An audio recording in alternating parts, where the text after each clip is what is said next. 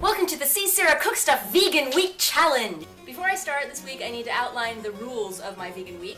First, I need to define what vegan exactly is. Veganism is not consuming anything that came from an animal. That includes animals, it includes milk, it includes eggs, it includes honey, because those come from bees. It's actually bee vomit, in case you didn't know that. And there are a few things actually that use animal products that you may not actually be aware that they use them, such as Jell-O or anything with gelatin in it. For those of you who don't know, gelatin is ground up animal hooves and stuff like that. I also did a little research and was really surprised to find out that things like white granulated sugar sometimes use animal bones in the bleaching process. So even stuff like that isn't necessarily vegan. You need to really read your labels and make sure they are.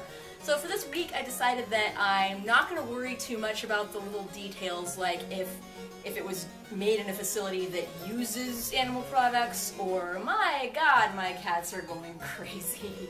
I decided to not really care too much if it was bleached with things that may or may not have used animals, because I don't want to have to replace everything in my pantry just to do this episode. So the main things I'm going to stay away from are actual meat, eggs, anything that has dairy from, milk that came from an animal's boobs. And I'm also not going to eat honey. So those are the rules of this vegan week. Potential challenges. Just like with the raw food week, I think my main challenge in this week is actually going to be my morning cup of tea with cream and sugar. Yes, I can have tea, yes it can be hot, and yes it can have sugar in it, but it cannot have cream that came from a cow in it. I'm going to try some various things with various dairy-free milks that I got. I might try it just straight with sugar. We'll see what happens there, but at least I get to have caffeine, at least I get to have a warm drink first thing in the morning. So I really don't think there are going to be that many problems with this week.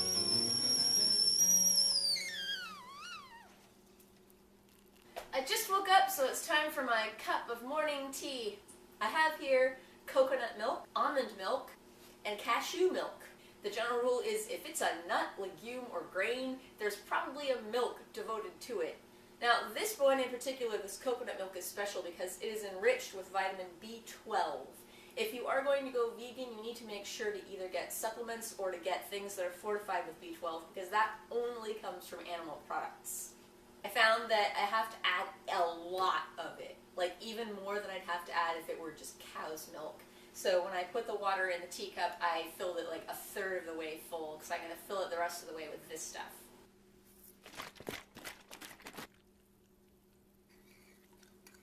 And then, since I just put a bunch of cold, fake milk into this, I need to microwave it for a minute or so. Voila!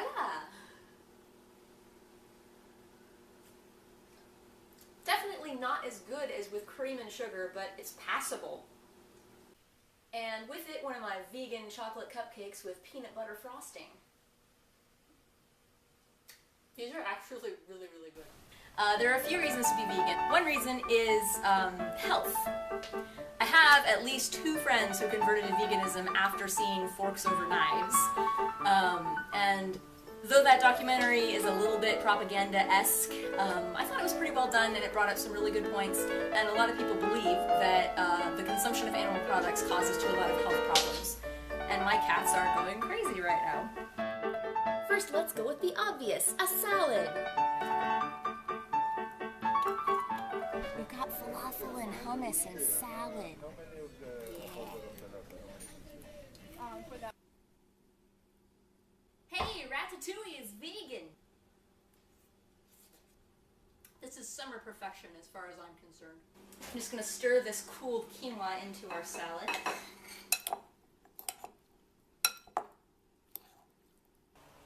Vegan smoothie!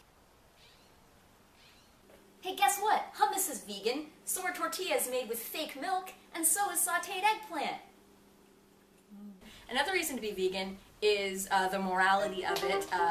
People are against animal cruelty, they're against animals being killed, they're against animals being exploited for our benefit. And in that regard, being vegan goes beyond just what you eat. It also goes into what you wear, what kinds of products you use in general, because believe it or not, beeswax is in a lot of stuff, leather is in plenty of stuff, and animal byproducts are in more things than you might realize.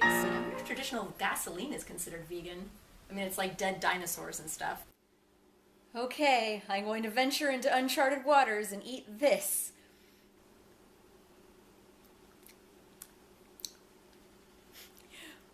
It feels kind of like tofu and tastes kind of like cheese.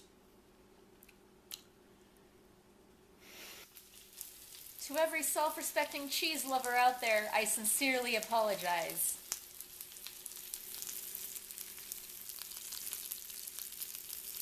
It melted slightly.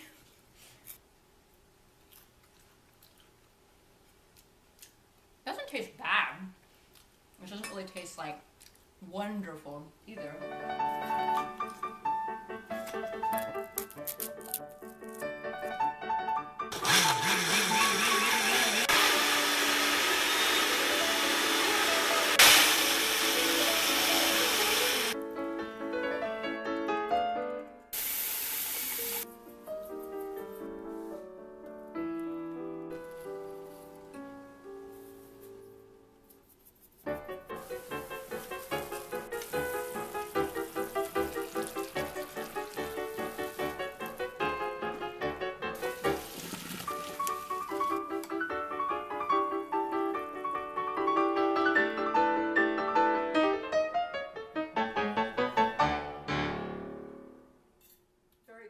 And a third reason to be vegan, which is actually, if I were to become vegan, this would probably be the main reason that I would become vegan, is more for economical, environmental / political reasons. And in case you are not aware, like lots of rainforest is being chopped down so that cows can be put there, and they fart a lot and release methane gas into the air, and a lot of people believe that that is contributing to climate change, which is kind of really serious. The other thing to consider in terms of economics and the environment is it's just much more efficient if you don't eat animals or animal products. Because think of it, you could either grow a bunch of soybeans and just eat the soybeans, or you grow a bunch of soybeans, feed them to cows, and then eat the cows. It's a lot more efficient to just eat what you grow rather than feed other things and then eat those other things. Add the green parts of the bok choy. Tofu instead of meat.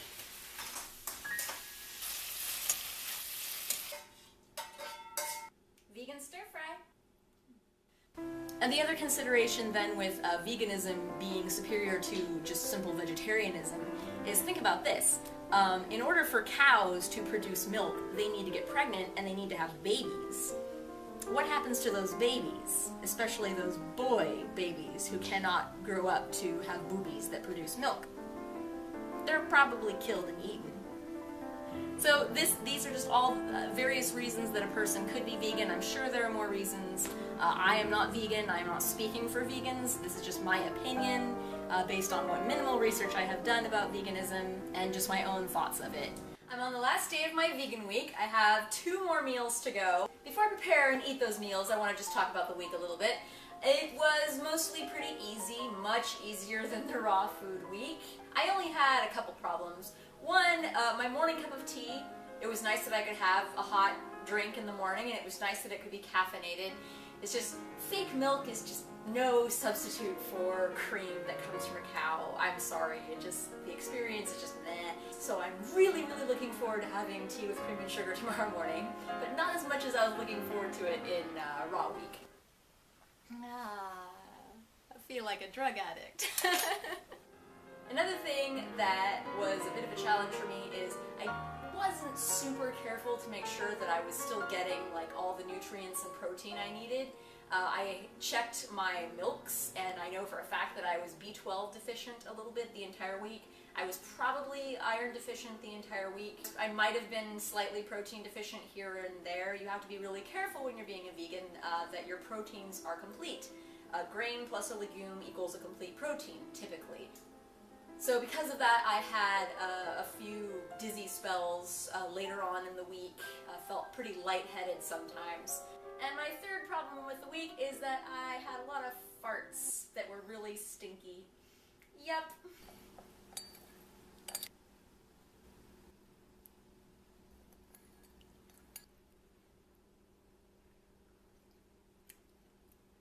Now that's what tea's supposed to taste like.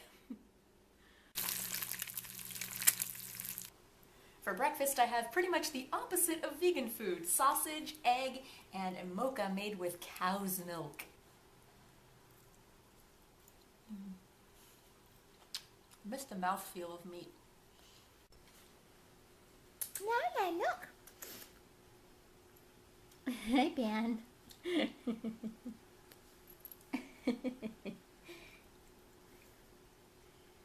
You missed begging for Mommy's foods. I don't think that I would ever decide to go vegan, mostly just because I love the taste of animal products. I love meat, I love dairy. I also love honey. And just culinarily speaking, it's pretty limiting to be vegan. And before I get a bunch of vegans like trolling in the comments like, oh no, how dare you, it's not limiting, there's such a variety of things you can make when you're vegan. It's like, well, yes, there are a variety of foods you can still make if you're vegan. However, even if you're not vegan, you can still eat all those vegan foods. So as for what I'm going to enjoy eating after I stop my vegan week, I really, every time I go on a walk and I smell barbecue, I just, so I'm gonna have some barbecued meat tomorrow too. Maybe it'll be Kitty Cat if she doesn't behave herself.